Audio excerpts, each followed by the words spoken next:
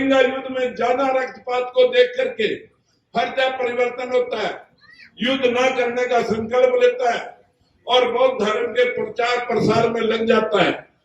साथियों, उसके बाद जो 7 राजा और हुए उस वंश के, सुकृति, शाली, सुखदेव, वर्मन, रघुवंशन, ये जो आखिरी राजा बृहदत्त मौर्य, उसके दरबार में एक पुष्यमित्र शुंग, जिसकी हिस्ट्री आपके मोबाइल पे पड़ी है, पढ़े, मौर्य साम्राज्य को खत्म करके कि मैं इन 10 दुष्ट राजाओं का खात्मा करने के अवतार लिया हूं, मैं यहाँ अवतार लिया हूं।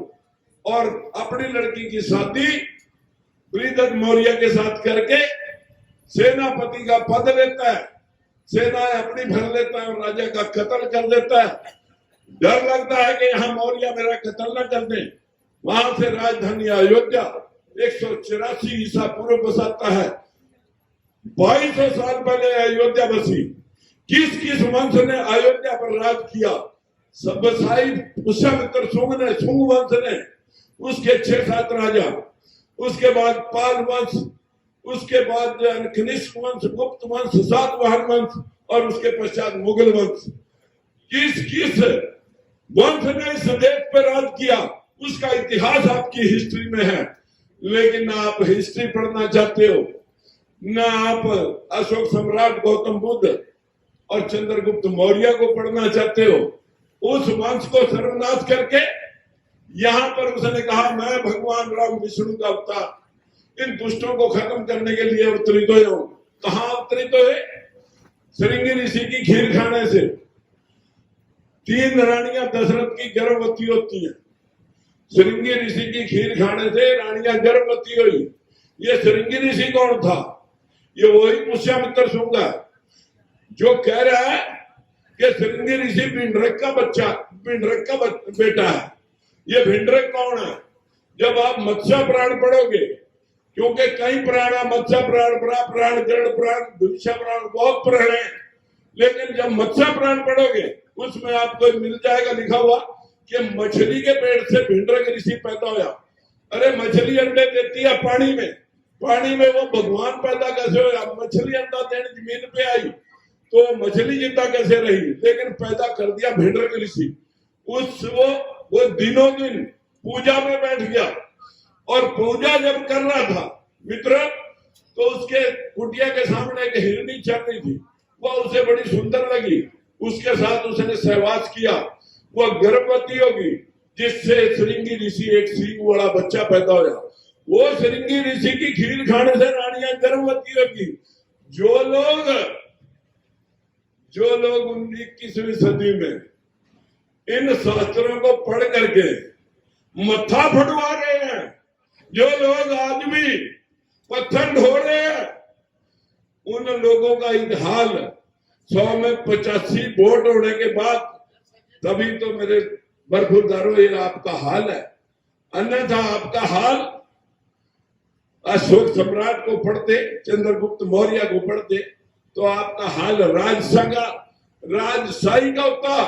आरक्षण वो मांगते जो 15% तुम देने वाले होते। आज तुम आरक्षण की दुहाई देते फिरते हैं और देने वाले वो 15% बन रहे हैं। मैं ज्यादा कुछ ना कह करके आपसे इतनी गिनती करना चाहूंगा, अपने महापुरुषों की गुलामगिरी पढ़ ले और ज्यादा नहीं तो सत्याशोधक समाज को पढ़ ले। आप सभी इन भावनाओं में बह रहे हो कि बीए पास, एमए पास करने के बाद नौकरी नहीं मिली, बच्चे का रिश्ता भी नहीं हो रहा।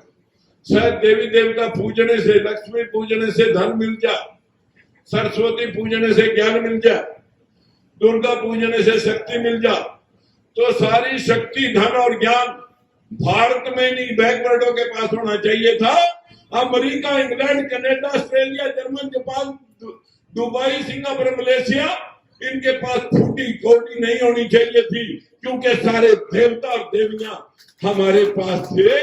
लेकिन हम कंगाल कैसे हो गए मित्रों? ये तो शुक्र है, ये शुक्र है कि सारी देवियां इन्होंने भारत में बढ़ाई। नहीं तो हमारी औरतें कहा करती कनाडा वाली देवी पे जाना, अब का ऑस्ट्रेलिया वाली देवी पे जाना। मैं एक दिन करवा चौथ पे घर चला गया, 3-4 दिन पिछले साल की बात है, अभी भी करवा चौथ आने वाला है। जब मैं घर गया तो मैंने घर वालों से कहा कि आज करवा चौथ है, आपने चक्रवा पढ़ने की लोड़ नहीं। भुजबल साहब ने मीटिंग बुला रखी थी, मैं बम्बई चला गया। वापस जब चंडीगढ़ उतरा, शाम को घर गया तो सारी औरतें नए नए दुसाले ओढ़ करके घर पे इकट्ठी हो गई। मैंने कहा भाई 10:15 बज गए, आपकी पूजा अर्चना होगी? बोले जी हाँ होगी। मैंने कहा फिर आज का व्रत तो पति की शक्ल देख के खुलना था, तुम्हारे पति कहाँ है? बोले जी वो तो अभी आए नहीं। मैंने कहा फिर कैसे खोल दी आपने, व्रत कैसे खोल दिया?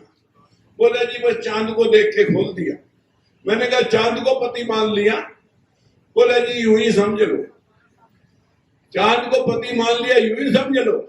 जब हमारी किसी धर्म जात की औरत होती है, बाहर निकलती है गली में, चांद निकला हो, शाम हो रात हो, देख बेटे चंदा मामा, देख बेटे चंदा मामा निकले, तब तो मैं क्या तुम्हारा भाई है, आज वो तुम्हारा पति है। और तुमने पीएचडी करने के बाद डिग्री ले ली, तुम्हारी पूजा अर्चना से हम 9 भाई बहन भतीजे जिंदा है और तुम भी जिंदा हो। तुमने तो हमारी लंबी उम्र कर दी। जिनकी पत्नियां मर गई, तलाक हो गया, छोड़ के चली गई, वो तो साल 2 साल में सारे मर जाएंगे, उनका क्या करेंगे? तुम्हारे लंबी उम्र करने से हमारी लंबी उम्र होगी। पूरा नारी जाति के ऊपर शिकंजा मनुवादी व्यवस्था का खींचा हुआ है। हमारी नारी कितनी भी मतलब ज्यादा पढ़ लिख जाए, लेकिन उसके दिमाग से भूत नहीं उतरता अंधविश्वास का। और सारी जो पूरी साइंटिफिकली जो इनका करिश्मा है, अपने बच्चों को कायर बनाने में हमारी नारी जाति का अहम रोल है। दुर्गा पूज ले, सरस्वती पूज ले, भगवान आ जाए, विष्णु आ जाएगा, फलाना आ जाएगा। मेरी बहनों से विनती है, वैसे मैं कल परसों नजफगढ़ में गया था, वहां मुझे कुछ जागरूक महिलाएं मिली थी, उनका धन्यवाद करता हूं, और वो आई भी है। लेकिन अभी आपको राजकुमार सैनी, स्वामी प्रसाद मौर्य और हमारे भाई भीमराव यशवंतराव की तरह और सुमित्रा रतन भंते की तरह हमें बहुत काम करने की जरूरत है। हमें लोगों को अवेयर करना पड़ेगा। जब तक जागरूकता नहीं तो राज नहीं, और राज नहीं तो समस्याओं का हल नहीं। जो लोग आप अपने घुटने के साथ करके बच्चे पैदा करते हैं, नाम रख नहीं सकते। अमेरिका में किसी पत्रकार ने पूछा किसी पंडित पुरोहित को कि तुमने इतनी पाबंदियां लगा रखी, तुम्हारे खिलाफ देश में विद्रोह नहीं होया? बोला कौन करेगा विद्रोह?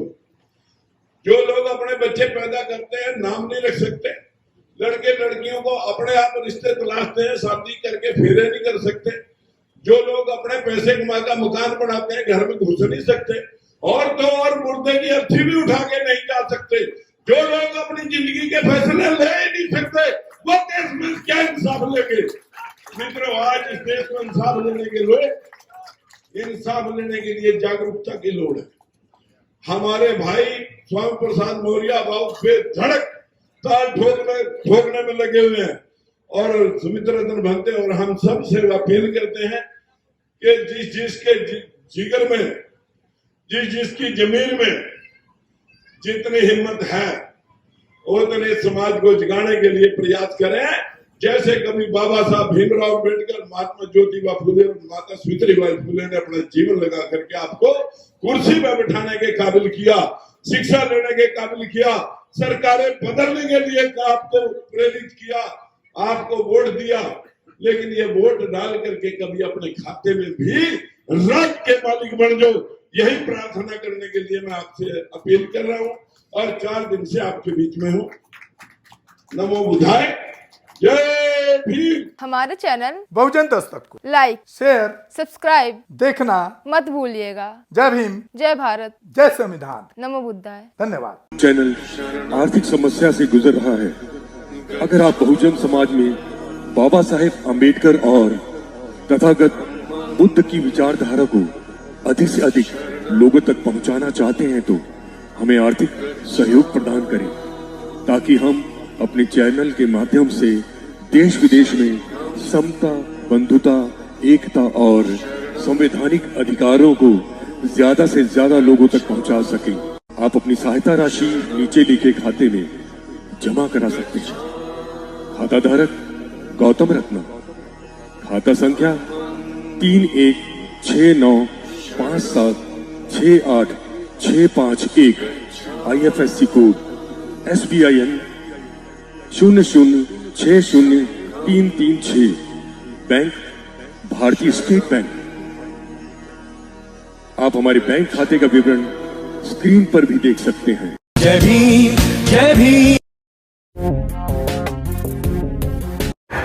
मैं गौतम रत्ना आपका बहुजन फिल्म प्रोडक्शन में स्वागत करता हूं और आप हमारे प्रोडक्शन हाउस के अंदर अपना कैरियर बना सकते हैं as a film director, as a producer and actor and actress and editor and cinematographer also. अगर आपको फिल्म से रिलेटेड कुछ भी प्रोजेक्ट आपको बनवाना है तो हमारे पास में पूरा सेटअप है, जिसमें फिल्म कैमरा है, शूटिंग लाइट्स है और एडिटिंग है।